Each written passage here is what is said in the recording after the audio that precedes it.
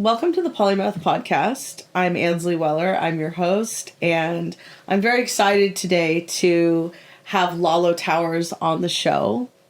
LaLo, welcome. So glad you could be here today. Hell yeah, thank you for having me. I'm happy to be here. We breathing, as most people that know me know. Yeah, we breathing. What does that mean? Like, what do you mean by that? Literally, we're breathing. Like, I don't know how to explain it. Like, I used to be very pessimistic, like cloud over my head and stuff. Mm-hmm. So when I tell people we're breathing is like, when it comes to like the attitude of gratitude, you got to find something to be grateful for. And a lot of people will be like, what do I have to be grateful for? If you ain't got shit else to be grateful for, you breathing, baby. We here. We outside. We got some kind of opportunity to figure something out. You know what I mean? Like, we could be dead. We could be in a hole in the ground. Not to be dark about it. Yeah. We breathing. We here. Like, I know a lot of dead people. Unfortunately, God rest their souls. You know what I'm saying? So, like, for them, we're breathing. Yeah. We're here. You know what I mean? They don't have excuses. I love that. Yeah, I know what you mean by it. I just wanted to, I wanted to hear it. Like, I knew there was depth behind it. And, like, that's the thing. That's gratitude in a nutshell.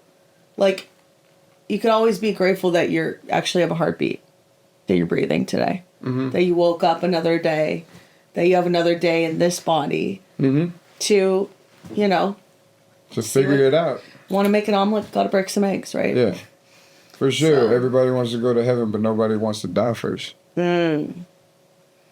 You know what I mean? Right. So we breathing is essentially like a spinoff of Memento Mori, which is accepting your mortality, which used to be on tombstones back in the day, and it was like when you went and visited your relatives, Memento Mori translates to you too shall die.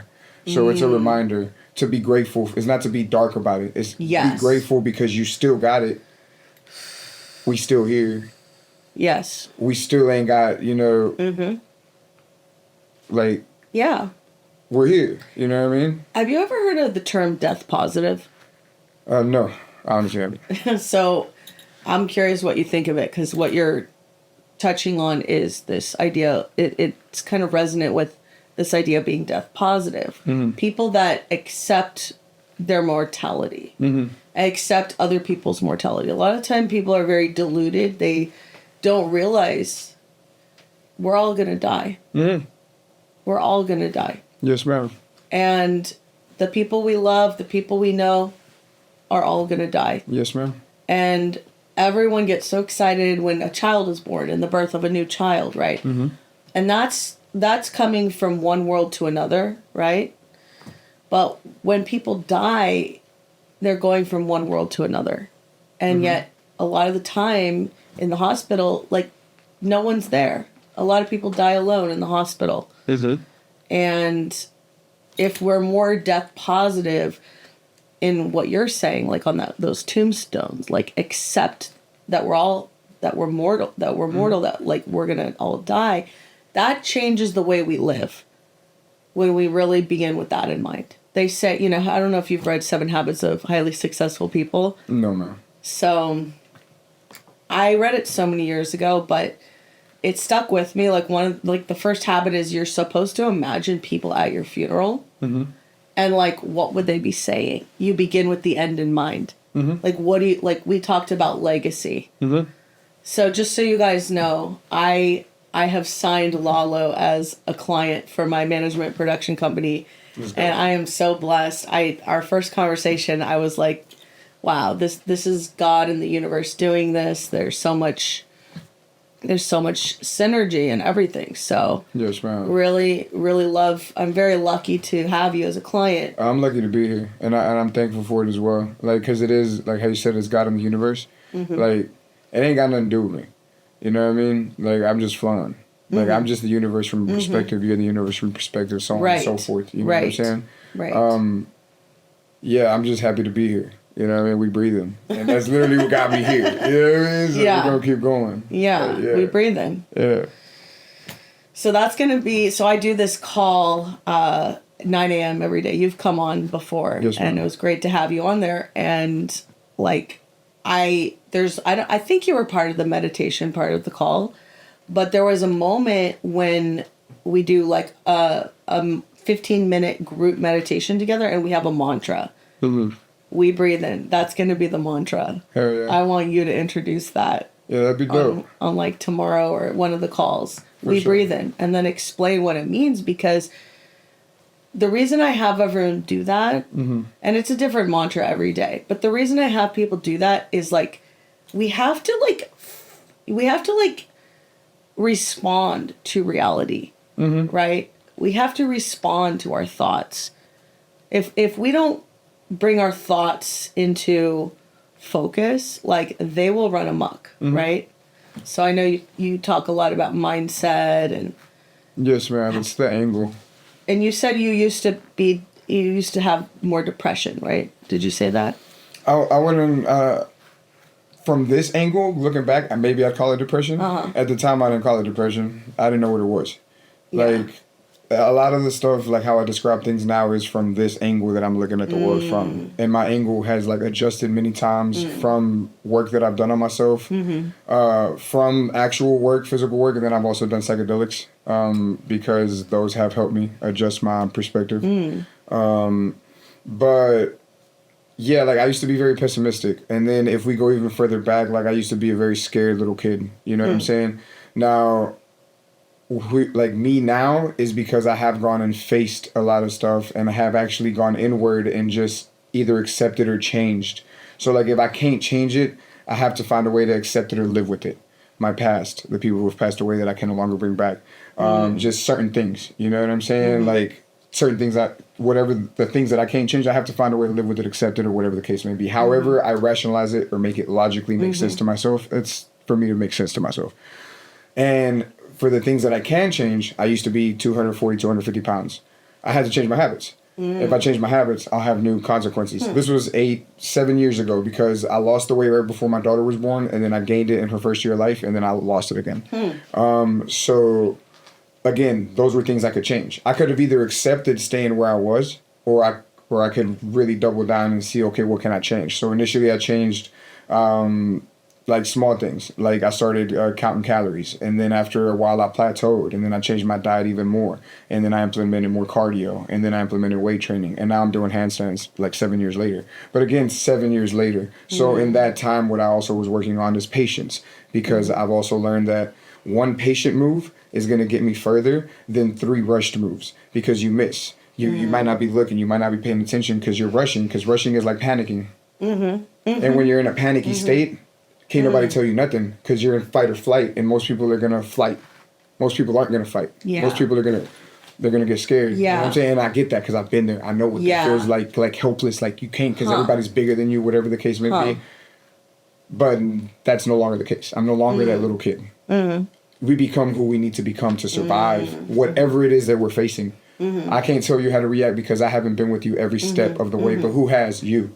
So love you, trust you, and believe in you. And I'm going to do the same for me. And once we learn how to do that for ourselves, then we could do it for others. But again, I had to go face those things. I had to go and really look inward. Why do I believe that? Is that my voice, or is that the voice of an adult who was around when I was a kid? You know what I'm saying? Like, who am I choosing to become every day? Because I'm living in the consequences of my decisions. I've made bad decisions. I've had bad consequences. I've changed my decisions. And thankfully, when you change your decisions, you do see things change, but it also requires a lot of patience, because it's like you're building a new habit and your old habit is still fighting that new habit. You know what I mean? So it becomes difficult. So you do fall off. So you know what I mean? And then some people get that motivation and they're like, I'm going to change my life today. And they go from, like, I used to smoke 2 packs of cigarettes a day. I used to drink. I've done other things, you know what I'm saying? Like, to numb myself and escape.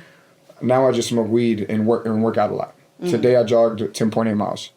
Wow. You know what I'm saying? Wow. So I choose what I do with the energy that was given to me by the universe. I'm the one that's the alchemist that's going to transmute that energy into whatever it is that I feel I want to create. Yeah. I can create or I can destroy. I can move in peace or I can move in chaos. Doesn't matter. The choice is mine. It's all part of the universe. The yin and the yang. The dark and the light. It's all created by the same creator. It's balancing itself out all the time. You have control over none of it. Be calm in the chaos. Have no fear. Move forward. God is with you. You're not alone. Period. And it doesn't have to make sense, because I feel it. I know it. I am it. I live it. Like, shit's heavy. and I'm cracking jokes. Because I choose to, not because it's easy. Wow. There was something you said that I was like, I want to know more about that. So I love that you're an alchemist, because that's what it's all about. Okay, so I guess this is my question. So you said none of it we can control. What can we control? What can't we control? Why do you say none of it we can control? From my perspective, I don't know nothing. But from my perspective, when I say that, I mean it in the sense of I can only control what's happening in my inner space. How I react, how I perceive, how I color the room, how I choose to perceive people. I have control over that. You know what I mean? When a situation happens, I have control over fight or flight. I have control over if I'm going to be prepared to be in a fist fight or if I'm going to be scared and panicky in a fist fight. I have control over that because there's jiu-jitsu classes, because there's things. But again, those are things that I have control because that's inside me. Those are skills that I'm building. Those are situations I'm preparing myself for. You know what I mean? But I don't have control over if somebody's going to come and fight me today, or if somebody's going to come at me sideways today, or if the world ends today, or if they decide to launch a missile today, or if aliens show up today, or if the rapture happens today, or if all these things that people are afraid of are I don't have control over that. Right. I have control over, I woke up, I'm choosing that I'm breathing, and yes, there's weight that I'm carrying. Yes, God willing, I will have the strength to continue carrying it and put myself in a position where I can shed some of that weight and help the people that have helped me. But for me to do that, what do I have control over? Me. I have control over how I react. I have control over who I allow to make me angry. I have control over, like, for example, if somebody made me angry, it's because I allowed them to make me angry. I have learned that. You know what I'm saying? But I also learned that I am human and I am not perfect, and sometimes something will trigger me. And make me act out of character. You know what I'm saying? In those moments, I have to learn how to give myself grace and love myself because I am not perfect. Because though I wanted to be perfect, because I wanted my father to really accept me, and I realized that nothing was ever going to be good enough, and perfection is not a thing. Okay. You see what I'm saying? So again, everything comes back to me learning me. So can't nobody was with me every step of the way. I could tell these stories, and if people were there in those time periods, or people who know, they can kind of like corroborate the stories. But how I perceived it, how I reacted to my reality is how I perceived it and how I reacted to my reality. So as I started gaining more consciousness as far as like I'm the one that's in control. That I can choose to listen to this voice that's over here telling me I ain't shit, or I can choose to listen to the voice that showed me love. My father and my mother. Okay. You know what I'm saying? Like, I get to choose. Now, again, a lot of people are like, that's just the way that I am. Or, well, it's in my blood. It's this. Okay, cool. What excuses are you married to then? You know what I'm saying? Like, because if that's the case, like, once you know about something, yes, you have the ability to change it. So, like, I understand my father was an alcoholic. I understand he was very aggressive. I understand he ruled by fear. I understand, like, if you didn't respect him or you came at him sideways or anything that he didn't like, looked at him funny. I've heard those stories too. He was at your neck. You were out of there. You were done. He's walking away. You're not. I understand that you learn from what you have seen and the examples that were given to you, not the words that were told to you, because we learn through example. We don't learn through words. The best teachers teach without saying a fucking thing because you're just watching them. My mother showed me love not because of what she told me, but because of the grace that she gave me, because she never judged me, because I never felt like how I felt when other people would look at me. You know what I'm saying? To her, I was always her child. She was always 100. You know what I'm saying? Like, no matter what. Wow. Like, that, like, true unconditional love. On the other hand, my father's love was very conditional. It was very specific to how it made him feel and how it made him be perceived, and because he did care about what people thought, because he was very afraid. That's why he reacted that way to the world. You know what I'm saying? I have to look at those things. Who raised me? Right. Okay, now I react like this in these situations. Do I want to continue reacting like that? No. Okay, why am I reacting like that? Why am I allowing this to offend me? Because I have to allow it to offend me for it to offend me. Right. They say that if we have, basically the first thing we have to learn to master is anger. Yeah, because he who makes you angry controls you. Okay. Right. And if you want to control someone, you put them in a state of fear.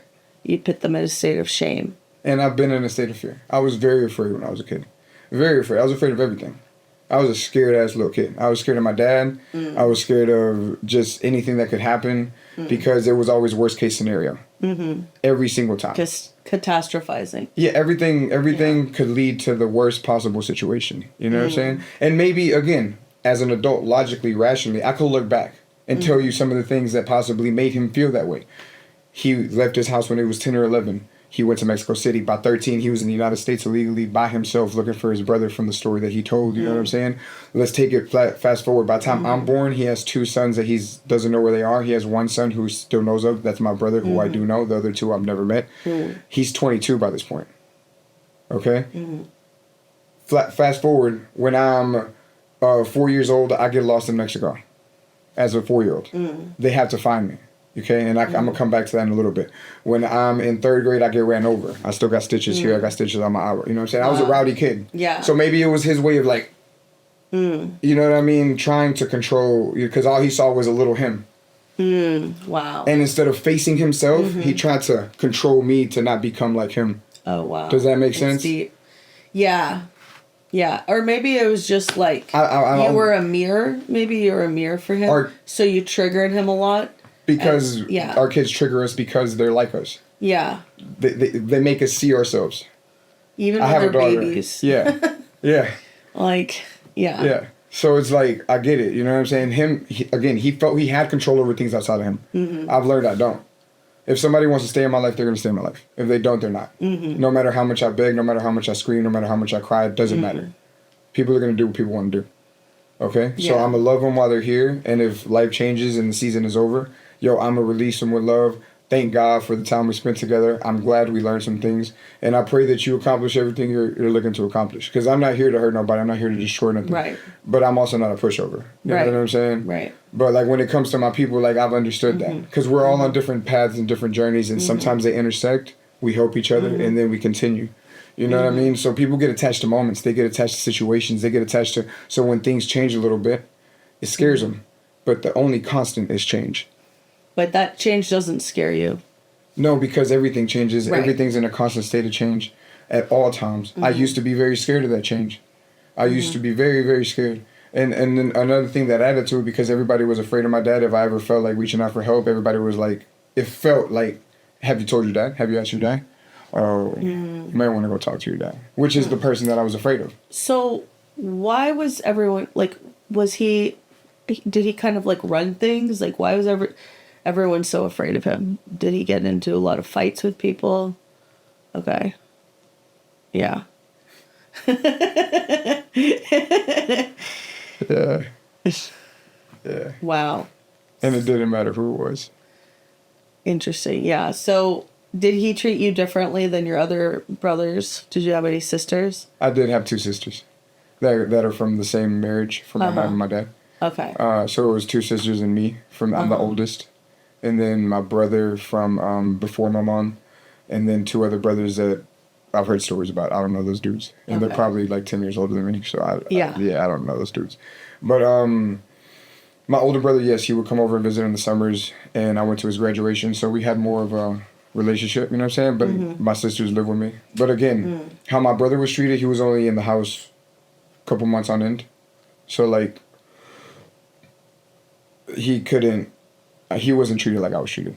And then my sisters were girls. Did your dad want to train you up to be like him? Just like him? Did he like want you to apprentice him? No. My dad didn't know what he wanted. He was a constant contradiction. He would want me to do good in school, but then he would show up and be like, come outside and help me with this work, like in the yard. Or he would tell me there's no such things as friends, and then he'd go kick it with the homies. Or he would tell me, make sure, like, not to move in, like, violence and shit. He was trying to tell me to not be like him, but he wasn't showing... He was showing me something else. He was do as I say, not as I do. People listen... They watch what you do. They don't really listen to what you say, especially kids. Yeah. Because we're kind of more... We're not so intellectual as kids. Yeah. So we're just... We're just learning like by example. Animals, you know, like, you follow the pack leader. And especially if someone's the pack leader. Your dad was, like, the leader in the family. Yeah, but he was also like, how do I put it? Society.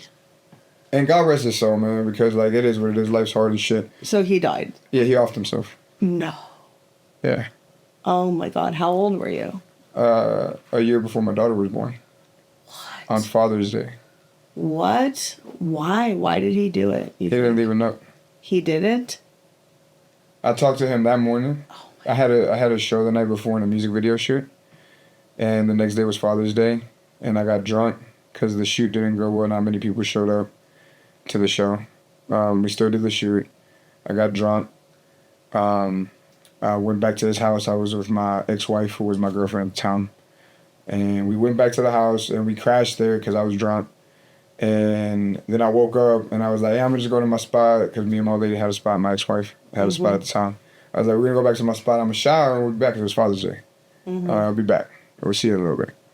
So I went back to the spot, and instead of, like, hopping in the shower and coming straight back, I, like, kicked it for a little bit, because I was hungover. You know what I mean? We weren't going to go anywhere for a couple hours anyway.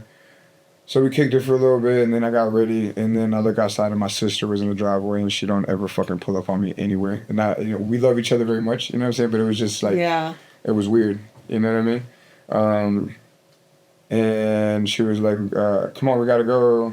I was like, what? She's like, Mom said something happened. I'm like, what? I'm like, all right. I'm like, I'm driving. Get out the driver's seat, I'm gonna drive. So then we drive there, and we get there, and there's cop cars all up down the fucking block. I'm like, all right. So I walk inside, and they don't let me in the room. And I'm like, all right, Mom's balling. I'm like, all right. And then finally they get out the fucking room, and I'm like, hey, like, let me in. Like, and they're trying to, like, not let me in the room, the cops. And I'm like, let me through, you motherfuckers type shit. You know what I'm saying? I push myself through. And they're like, I don't know why anybody would want to see something like that. And I was like, that's my father type shit. And I remember thinking about it. And I was like, and I look at him, and my dog was fresh. I guess he took a shower. He had like his button down on, he had his pants, he had his dress shoes, he had his hair done, he had his cologne on. My boy was light skinned with green eyes, so he was, he was a motherfucker. And one of his eyes was like looking off to the side, and there was like a hole in his head. I kept fucking grabbing him. I was like, wake up, bitch. Like, you know what I'm saying? And his goofy ass didn't wake up. And then I was pissed, so I punched the wall and I broke my hand, and then I finished the bottle of tequila. And then now we're here. We breathing, baby. Oh my gosh. Oh my gosh. I'm so sorry. That's like... Don't be happen how it needed to happen. Because, like, I firmly believe that everything happens as it needs to happen. And it's my weight to carry. And I'm going to carry it. Because I'm going to be honest, like, I'm going to say it out loud. Like, when I was a kid, I was so afraid of him. I was like, one day, because he would always threaten us with that. He's like, that's where I got it from. He would always tell us, like, one day he's going to die. He's like, one day I'm going to die. One day. He would remind us that constantly. One day he's going to die. So I was very afraid of that. I was very afraid of him until one day I got angry. And I started praying for him to die. I'm going to be honest with you. I was like, man, as soon as he dies, I'm going to go live my life. As soon as he dies, before you know it, I'm in my 20s, motherfucker's still kicking, you know what I'm saying? And so when it happened, it was like, holy shit, bro, like, you know? Yeah. And were you close to him at the time? You how often did you see him? I would go because I would visit my mom. Okay. And so we would see him, but he'd be like in the room, or it would never be like, you know what I mean? A lot of my things stem from, I feel like, him not facing his shit, so I do my best to face my shit because I have a kid, you know what I mean? Wow. So, like, I remember one time, it's just little shit, man. Like, he was so fucked in the head. Like, he couldn't... One time I showed him a song that I wrote, and my verse was basically explaining the perspective that I get it why you would give me this advice and tell me these things. Because now I'm outside and I get it, bro. It's hard out here. It's, difficult. Motherfuckers act like they're your friends and they'll play you and they'll take shit from you and they'll do all kinds of shit. And it's hard, bro. I get it. And you didn't want me to go through that, but it is what it is. I'm here now. Pretty much was the like, gist of it. I'm giving him his like flowers. Like, hey, appreciate it, fam. I get it. I look in the mirror now and I get it. And he was like, why the fuck are you talking shit? In front, and it wasn't just that he said that. It was the fact that he said that in front of like the neighbors and their friends, and like there was a bunch of grown ass men there, and one of them told him was like, "Hey fam, you didn't listen. Like he was giving you your props, bro. Like you didn't hear that." And he would always fuck. Especially if you went against him, he gotta be right. If the sky's green, if he says it's green, fam. Anyways, God rest his soul. Like mental health is a big thing. Wow. Face your demons. Period. It ain't nobody's fault. Like, I'm here. I'm still breathing. It is what it is. Like, wow. And it is what it is, fam, because I can't change the past. I can't go back and... Yeah. You know what I mean? All you can do is respond to it.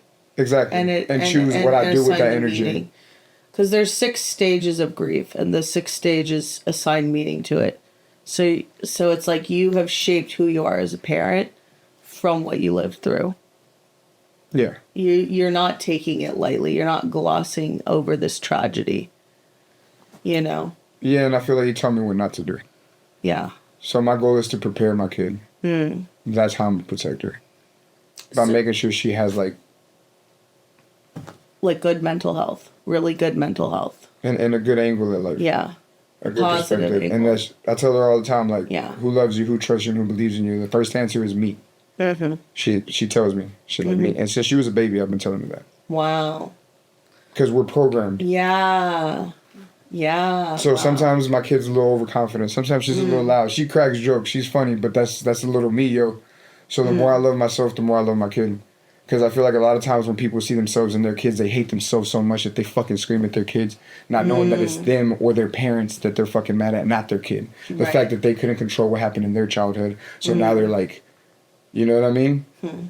Like, it's unhealed trauma in my perspective for most parts.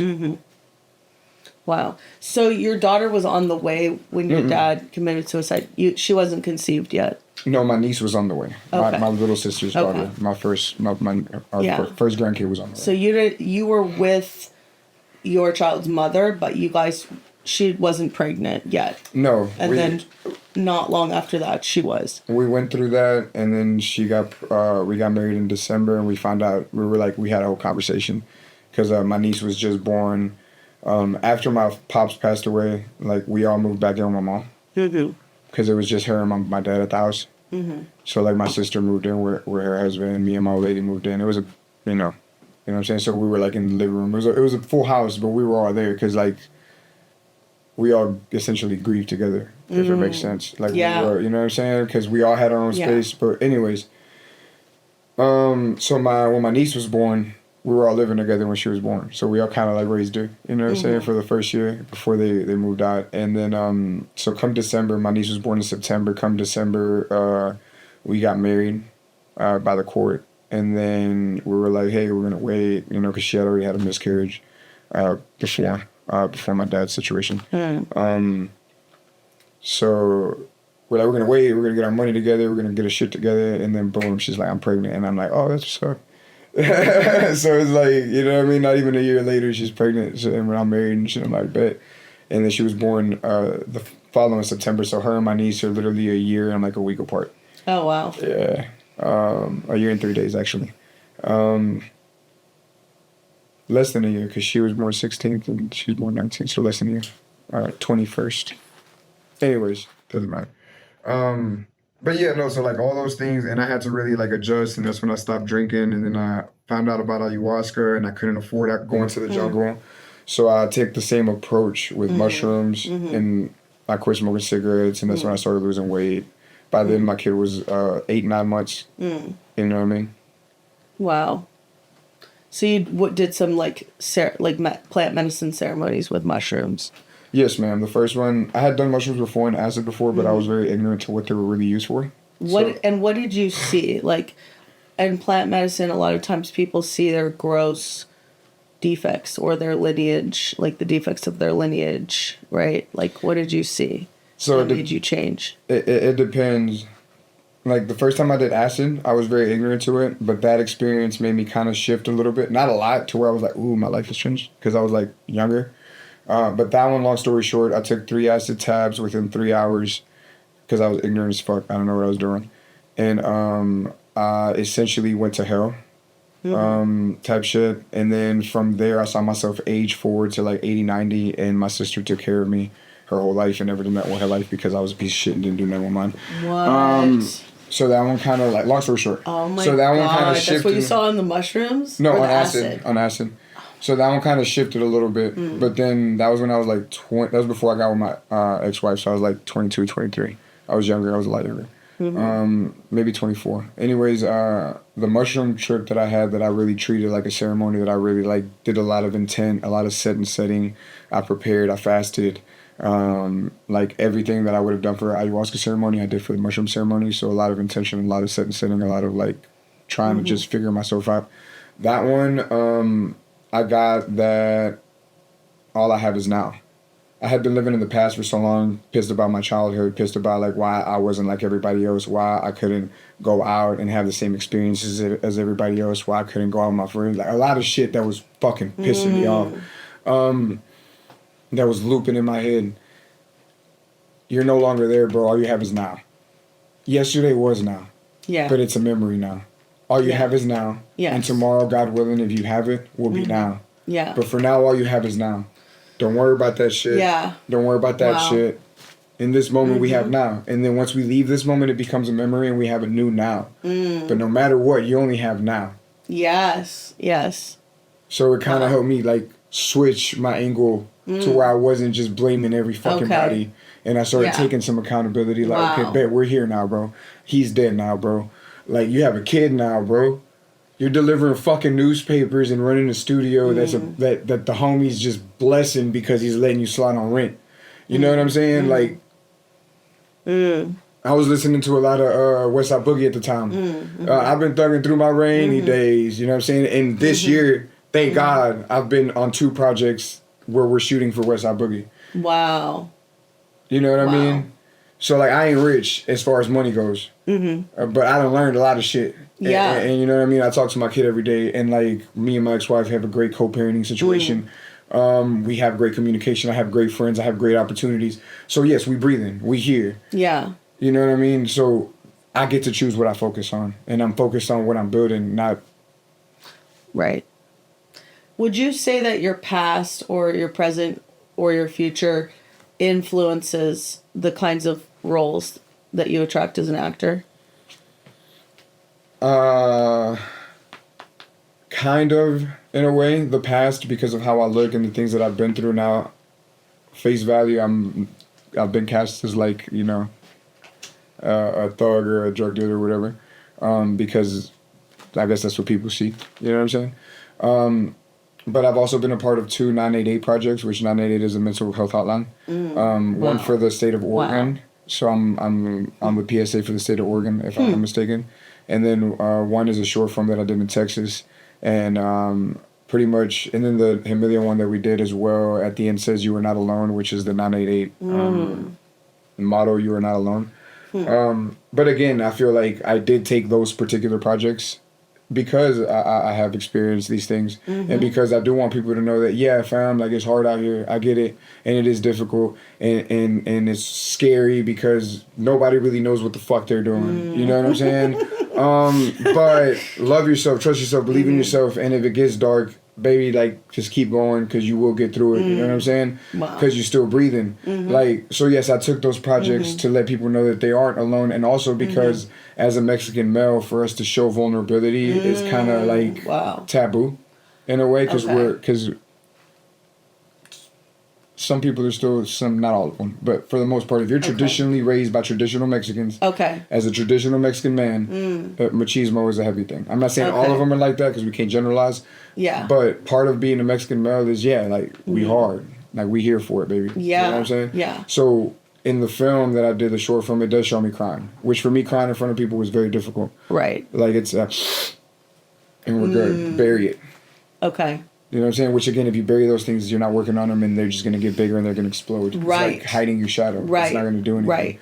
But, again, I had to decide to go down this route of unfucking myself. You know what I'm saying? And and you get to a point where it's no longer about unfucking yourself, but just loving yourself for what the fuck it is, and for surviving the shit you survived, and because you're still here, baby, and we still breathing. Yeah. Like, you know what I mean? Like, just trusting yourself, because sometimes whenever that fight or flight kicks in, it's straight instinct, and your instincts were there. You know what I'm saying? Like, believe in yourself, because at the end of the day, you gotta believe in yourself before anybody else does. Yeah. You know what I'm saying? Like, you gotta take that leap of faith. You gotta... Right. Hey, it's gonna happen because it's gonna happen. And everybody's like, but how?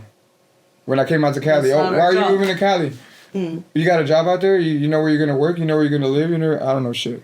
I felt like I needed to be in Cali, and I'm being Cali. Yeah.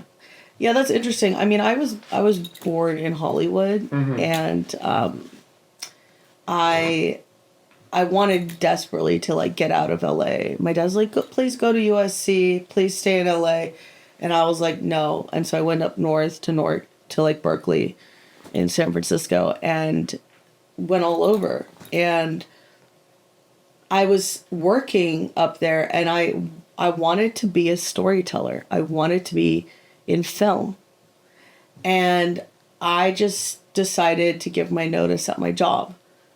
And I gave them like a month notice. And within 2 weeks, I had a job offer. So I was willing to go with no job. You know, I did have a place to stay. My parents, like, I could stay at their house, but they didn't want me there that long. They were like, we're used to you not being here, so you could be here for a little, but, you know. But when you make that decision, like the faith, like they say, leap and the net will appear. So that's, and people don't understand it, but we're outliers, right? We're not supposed to, people aren't supposed to understand it, right? You're not supposed to know. And at the end of the day, like, I feel like you're not supposed to know, but at the end of the day, I feel like we're born knowing exactly who the fuck we are and exactly what the fuck we're supposed to do. But then we start listening to everybody else. Right. And we forget how to listen to ourselves. Right. And we forget how to trust ourselves. And we forget how to love ourselves even when the world's against us. Nipsey Hussle said that I'd rather be at peace with myself and at war with the world than at war with myself and at peace with the world. Ooh, that's a good one. So, like, you have to be willing to understand that even when you're physically standing alone, you're not alone. Because if you're with God, you are never alone. 1. 2, I'm also stepping with everybody who has came before me and everybody who has taught me something in this life. Are in that room with me. In that very moment. You know what I'm saying? Like, and I could throw them out there. You know what I'm saying? Like, different people telling me different perspectives on how they survived, why they do what they do. And I've been blessed to meet people from all walks of life. Because, like, I don't know, my goofy ass, I'm scared, but I'm not. And now in the pursuit of not being scared, I did put myself in sketchy situations, and I would see the red flags, and I would just be like, that's cool, and I'd walk right past it. You know what I mean? Like, let's figure it out. But I had to go through that. You know what I mean? And then I didn't realize that there were red flags until I got a little older and a little, like, more mature and learned more stuff about mental health and stuff. And I was like, oh, okay, so those are red flags. Like, okay, that's why my spidey senses were like, huh, but I was still, like, going towards it. My mom also made a good point, since my pops was the way that he was. My level of crazy or my level of chaos that I have, like, a tolerance for is much higher than most people, like, my threshold to me, because of the environment I grew up in. Because it was, like, walking on eggshells, because anything could set them off. What was, like, why do you think he was like that? Was it, like, did he ever get a diagnosis or anything? No, because we're Mexican. Depression, all that stuff doesn't exist. Did he have, like, cluster B? Like, have you heard of cluster B? I don't know. It just sounds, I mean, the thing is, I've heard these stories, like, I mean, and I guess it's just all the lack of, like, looking at the mental health. Eventually it caught up with him and he just snapped, right? And he just said, it's the ultimate act of control to kill yourself. My pops would tell us all his stories. As kids, we thought they were stories. As adults, I understand he was trauma dumping, I guess, because he didn't know, like, he couldn't talk to nobody else. I don't know. You know what I'm saying? So we would hear a lot of his stories and a lot of his fears. And I would say a lot of it was fear. A lot of it was what he experienced. And a lot of it was also because he also desperately wanted his father to accept him and love him. And because he was the first child born with colored eyes. A story goes that my grandfather was really like, that ain't my kid. Like, that's... type shit, like, you must have cheated, like, from my understanding. Whoa. You know what I'm saying? Like, just really, like, bad self-image that came from that, you know what I mean? And my grandfather also drank a lot, you know what I'm saying? And again, the cycle just repeated itself in a different position. He moved from the part of Mexico they're from and moved to Texas, and the cycle was essentially just the same thing in a different setting, you know what I'm saying? So, like, I don't drink now. Like, people tell me you don't even know. Yeah, I could tell you from the time I stopped drinking, I could tell you I've drank like 4 times, and it was pretty much cousins' weddings. The second born grandchild, my cousin, I babysat a drink for the whole wedding. I didn't even finish it. Like, we'll do a toast, we'll do a cheer, but I'm not gonna, you know what I mean? Do I smoke a lot of weed? Yes, I smoke a hell of a lot of weed. I smoke like a half ounce every 2 days. You know what I'm saying? But I also am not aggressive when I smoke weed. I also can do everything I need to do. Most projects I've been on, if you really look closely, I'm stoned.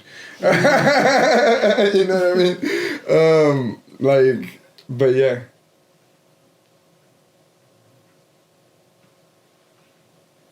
Frank's got it in 10 minutes. What time is it? I don't know. All the phones are on my phone. 8:07. Oh. We're open train. Yeah.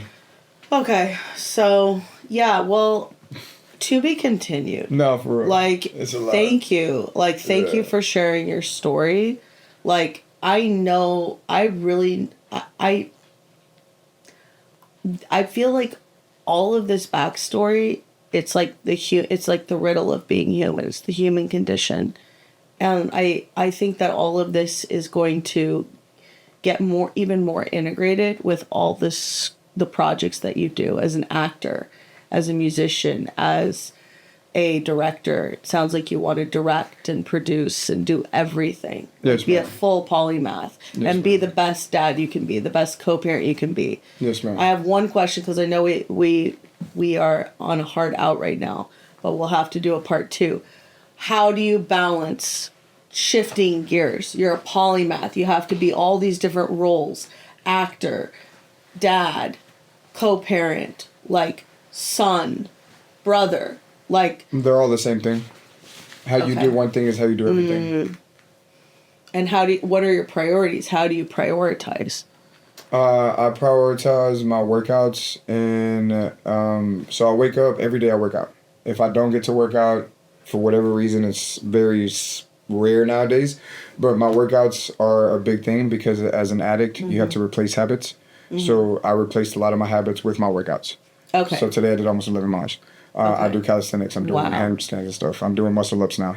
And then also making sure I speak to my kid. So my main 3 priorities on any given day are to make sure that I've worked out, to make sure that I've done casting or like done what I have to do for my career, for my work, auditions, whatever the case may be, content, whatever that day has for me, and that's on, and then talk to my kid. Work out, talk to my kid, and that's it. Like tomorrow's the first day of school, so I'm waking up at 4:45 a.m. so I could virtually be there. Yeah. Oh, I love that. I love that. So those are the priorities. Yeah, because I came here for a reason, and I'm spending a lot of time away from my kid. Yeah. So I have to make it happen because, like, my kid is 7, 8 years old. She doesn't understand everything that's going on right now. So I feel like the very least I could do is complete and accomplish what I said I was going to provide her with the life and like the foundation that she needs, so that she can be close to me, so that I can keep the promises that I made to her, that I'm a lover forever and ever, no matter what, and that I got her back, and then I'm gonna be right there, and I am. Like, even if right now it's just through the phone, which is hard, you know what I'm saying? But I'm there. Like, I know what's going on in school. I know what's going on in tumbling. I know what she's wearing for school tomorrow. Like, I know what her plans are. Yeah. Like, that's my baby. You know what I'm saying? So, like, I'm going to do whatever I got to do and become whatever I need to become to accomplish what I need to accomplish. Because I told her that if you love yourself, trust yourself, and believe in yourself and work hard, you can make whatever the fuck you want to happen. You feel what I'm saying? So, I'm not just going to tell her, I'm going to show her. And then, God willing, whatever she wants to do with her life, I already told her, I got your back, kid. I really don't give a shit. Like, whatever you want to do with your life, you do it. I'm not here to tell you how to live your life, but live it. Because I wasn't allowed that option. I had to find my voice. I had to find myself. And thankfully, my mother had a lot of love. And my sisters and my ex-wife would tell you that woman dumped so much love into me because of how my father was. And because they're Catholic, they got married till death do his part. She did, as a Mexican woman, what she was supposed to do. Yeah. She tried to save him to the very last day, and she couldn't. I can't save nobody but myself. But by saving myself, God willing, other people can learn that they can save themselves too. Because, yeah, it's hard, baby. It's dark, baby. But we out here and we breathing. So we're going to figure it out. Exactly. Well, thank you so much, LaLo. I feel all this. I feel all of it. You're spot on. And those who've walked in darkness have seen a great light. And you are that light. And you know, the We all best are, is yet huh? to come. Hell yeah. Thank you so much. Thank you. Let's go. We gotta get out of Frank's way. Frank's ready to go. Yeah. Let's go.